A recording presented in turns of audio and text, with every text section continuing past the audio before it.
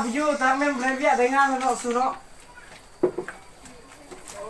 นั่นเลยแล้ววะอันก็จะแล้วนะยังจะบุกกับตะนังคาเลยนะไปสอบไม้ก็เริ่มมาเสื้อไม่เลยมันแป๊กได้ไม่แป๊กนะบ่ได้แล้วไม่แป๊กเสื้อเลยเอาไม้สอบไม้ราคาดีๆนะไม่มีหอมไม่มีหอมไม่มีก็ไม่มีไม่มีห้องอยู่โรงงานนั่น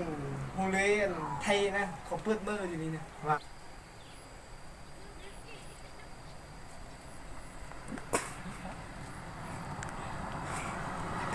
เปล่าไม่ว่านะ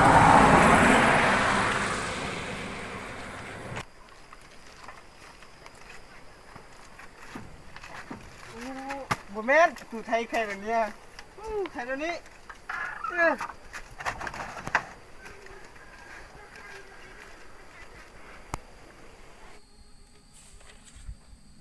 ว่ายังไงเสร็จหรือยังเสร็จแล้วครับตรงนี้มีเท่าไหร่แล้วตรงนู้นมันมีเท่าไหร่ตรงนั้นนะนับมาให้หมด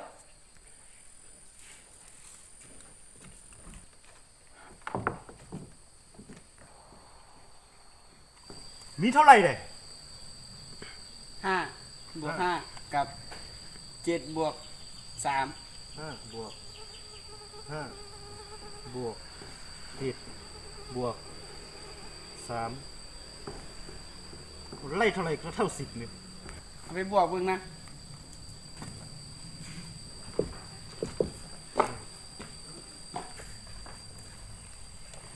ตาไปยาวยังไงเนี่ย5 บวก 5ก็เท่า10 7 บวก 3ก็เท่า10แล้วตรงไหนถูกเนี่ย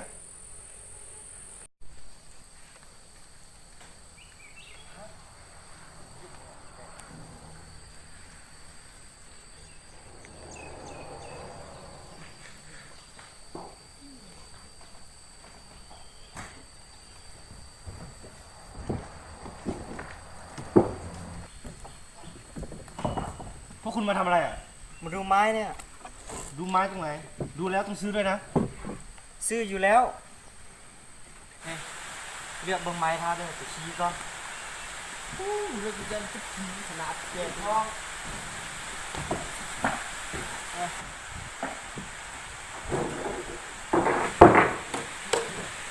มีที่ไม่ดู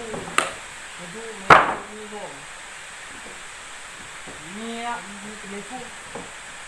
กับกระทะมันจะฟ้องหมดเลย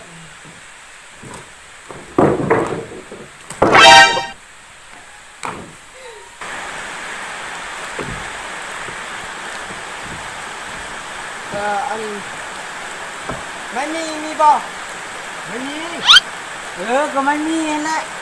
แล้วมันมีบ่ไม่มีไม่มีแหละมันมีบ่แหละไม่มี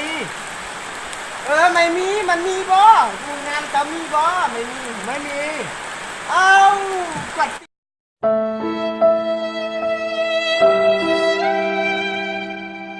ตีนะบอก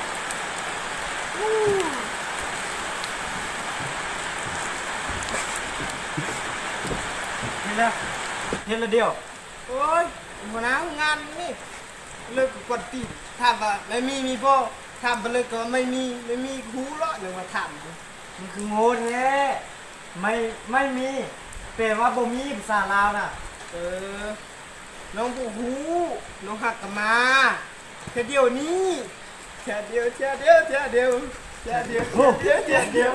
เชื่อเดียวเชื่อเดียวเชื่อเดียวเชื่อเดียวเชื่อเดียวเชื่อเดียวเชื่อเดียวเชื่อเดียวเชื่อเดียวเชื่อเดียวเชื่อเดียวเชื่อเดียวเชื่อเดียวเชื่อเดียวแล้วไม่เป็นไรบางทีมันสู้อ่ะเดียวไม่เป็นไรไม่เป็นไรไม่เป็นไรเมื่อเฮือนเมื่อเฮือนเมื่อเฮือนเมื่อเฮือนเมื่อเฮือนเมื่อเฮือนเมื่อเฮือนเมื่อเฮือนเมื่อเฮือนเมื่อเฮือนเมื่อเฮือนเมื่อเฮือน